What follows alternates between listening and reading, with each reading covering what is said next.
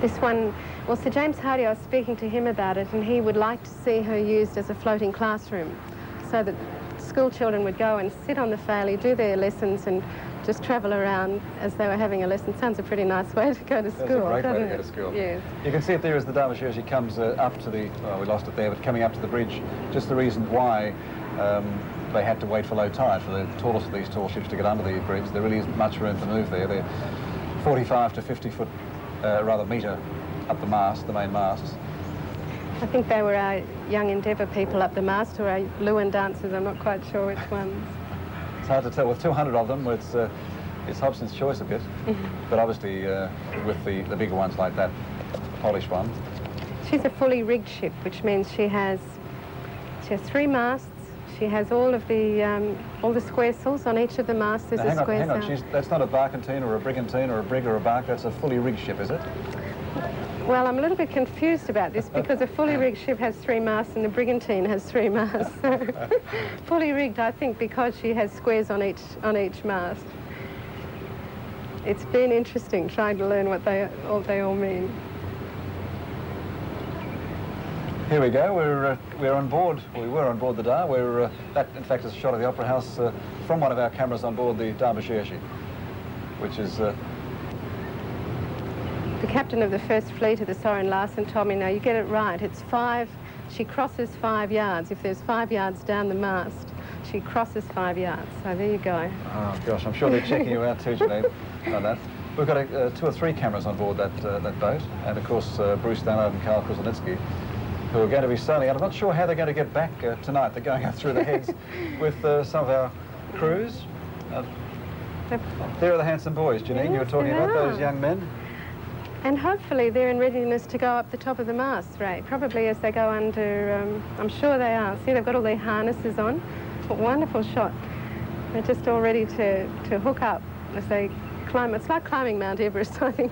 You just keep going up and up and up those ratlins until you get to the designated position. Joanne Zawicki, the producer who was with you on that particular one, is looking very affectionately at those young men on board the Polish boat.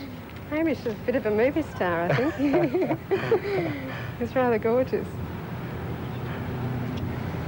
But once they get under the bridge, you'll see all these white suits going up the ratlins, up to the different positions on the mast, and then she'll be fully dressed.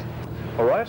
Well, let's take a break. We are going to wait. All right. We're going to try and establish our link there with Bruce Stannard. It's very difficult with all these masts and all the machinery around today, plus of course the bridge, to try and get we've got some pictures there, of course, but to try and get connection with our men on board there.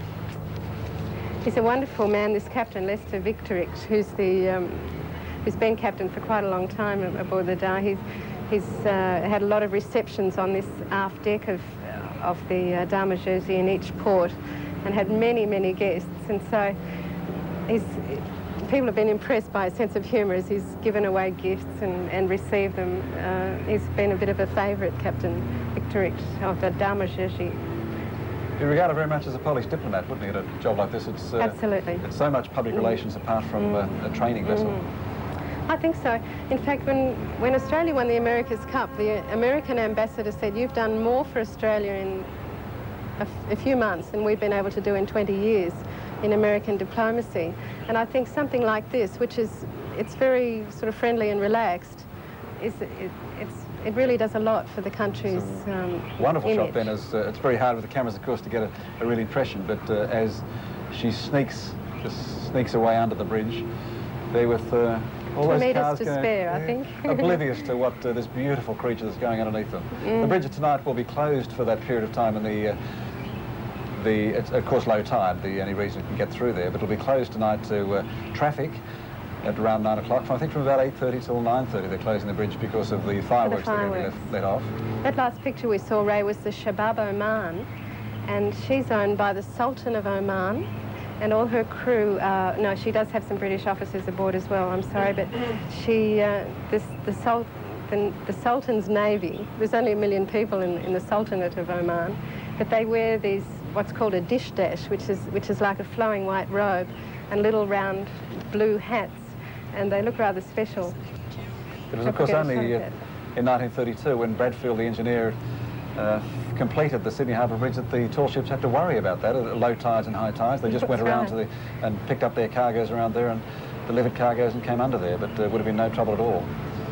There you go. There's a lot of activity on board the Dar Mlodziezy. Hard work. It's a bit of a wait. I suppose they've been very patient, haven't they? But still, they're saying goodbye to Sydney, which is a sad thing for them, I'm sure. Do you know where they're going from here? Are they going home or going? I'm not States? positive. I believe they're going up to Brisbane and then they'll continue their world tour. Yes. So, beautiful shot. Now, as you say, they'd be motoring there. The instruction was to try and keep it down to 4 knots, and they'd normally do 6 knots under motoring. But I'm sure they'd like to hoist those sails and get underway. And get underway. Yes. Doesn't she look magnificent when she's All right, let's take a break now, and with those beautiful shots, we'll come back in just one moment with, hopefully we'll get to talk to Bruce Stannard and Carl on board that boat.